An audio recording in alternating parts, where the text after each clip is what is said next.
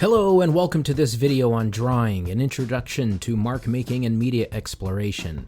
We will try out some different line techniques and media to create values and tones with gradation. You'll need to organize your page into a 3x4 table, meaning 3 columns with 4 rows. You don't need to draw the lines, but keep the organization of it in mind. We will try different techniques and media in each of these sections. Okay, let's get started. The first technique we are going to try is hatching.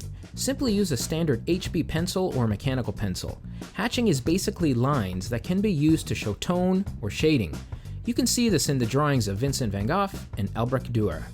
We are first going to make vertical lines that are somewhat evenly spaced out. When you put the lines closer together, you can also make a darker tone.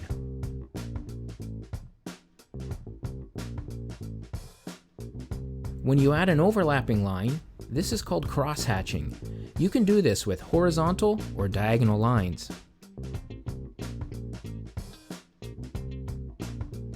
Adding another layer will create an even darker tone. Note how the last 3 demos have a light, medium, and dark tone. The next technique is called a stipple. I'm going to use a marker just so it's easier for you to see it in the video. You can try it with a pencil. Stippling is pretty much drawing with dots. The closer the dots are, the darker the tone. The further apart they are, the lighter the tone. Let's create a value scale that goes from dark to light.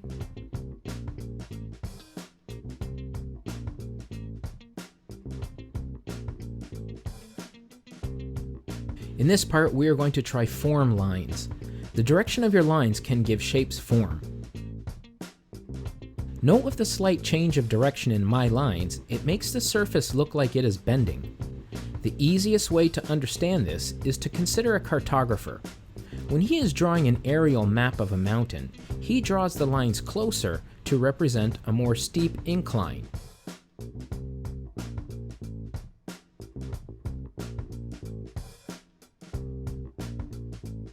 Tools you use with ink can create different effects. Using a dip ink pen will create fine lines. Note, do not dip the entire nib into the inkwell. You should only go up to the whole opening. Otherwise, you may get blotches. Using this pen, I'll create a hatched value scale.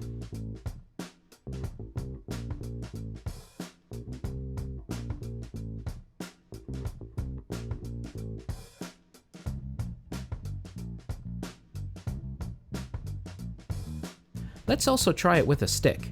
This may appear more expressive. If the stick, or even a twig, was more irregular, this would impact your line work, but it can create some lovely results. Here I will use this ink pen to create a stippled value scale as demonstrated earlier with a marker. You can also use an ink pen. Let's try the ink again, but using a stick. This time, I'll leave spaces between my dark, medium, and light tones. I will do this technique again with this gel pen, but a ballpoint pen can also be used. Keep in mind that different colored pens and inks can make drawings look more interesting at times.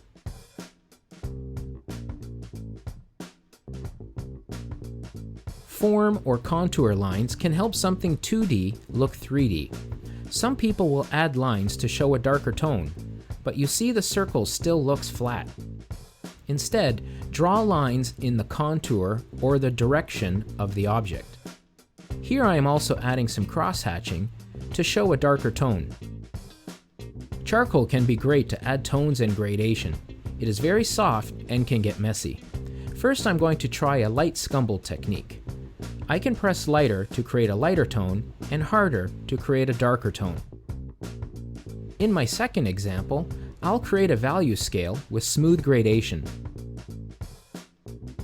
I can just blend the tones with my finger. Once you blend, you may need to go back to redarken your darks.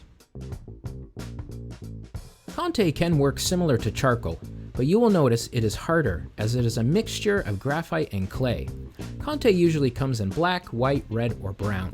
First, let's make a value scale with visible marks. Next, let's try with smooth gradation. I press harder for the darker tone and softer for the lighter tone. I will blend the tones together with my finger. Next, let's try shading with a pencil.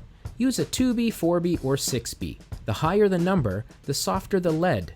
If it says 2H or 4H, etc., this means the lead gets harder.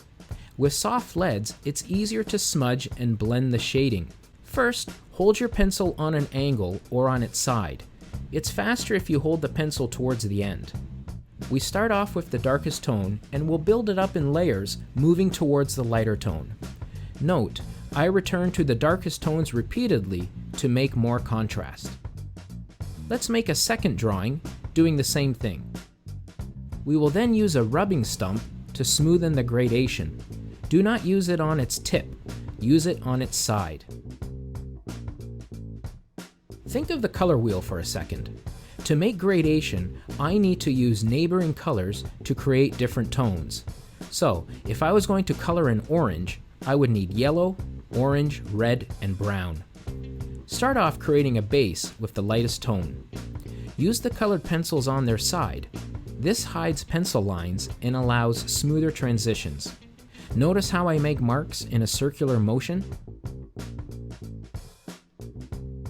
Take the next tone and work your way towards the right, but don't go all the way as we want some of the yellow to show as a lighter tone. Do the same with red and then brown. You may need to go back and re-add the different colors or tones.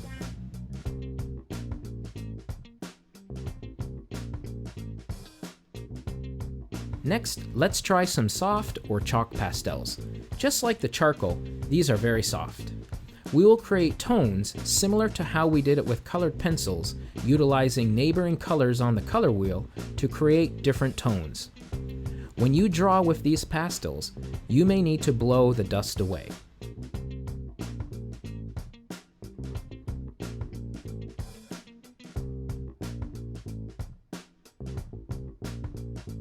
As a second option, let's do the same thing but use our finger to blend it in. You probably need to go back and re-darken your darks.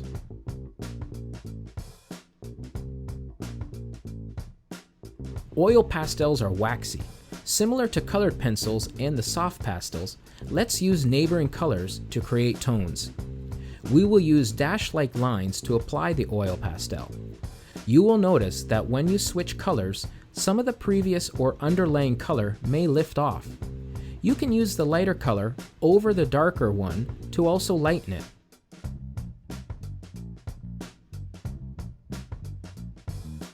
To finish it, let's use a paper towel to blend the colors.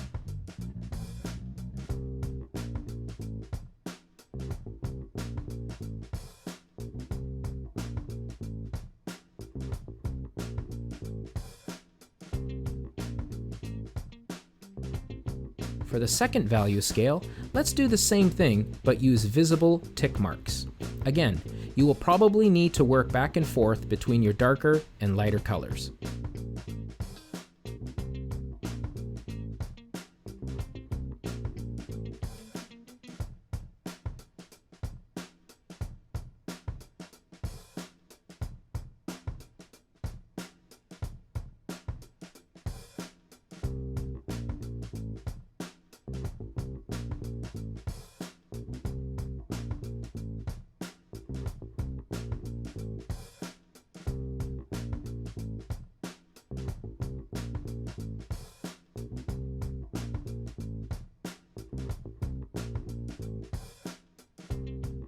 Good luck and have some fun. Remember, it takes practice. Mr. CTV. Mr. CTV. Mr. CTV.